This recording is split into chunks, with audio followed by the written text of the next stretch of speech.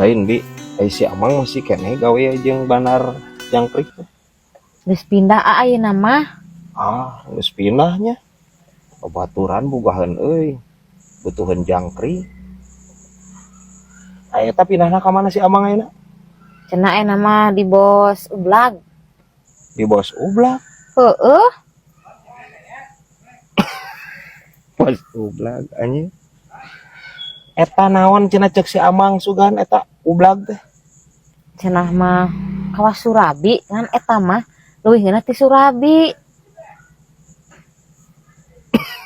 Siga Surabi kieu mah aing curiga. Bibi aing di wadulan ieu mah aing ku Amang aing ieu mah. Terus si Amang di ditu ayeuna bagian naon? Sarwa teu jeung di pabrik jangkrik bagian nganter-nganterkeun ayeuna. Tah lamun ayeuna mah si Amang bagian ngasaan cenah a. Bagian ngasaan? Heueuh.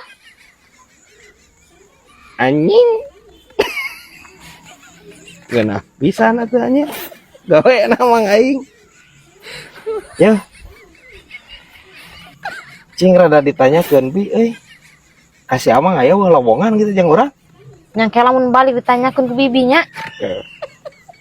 Oma tanyakeun, tapi bagian ngasaan. Heueuh lah siap. Oma.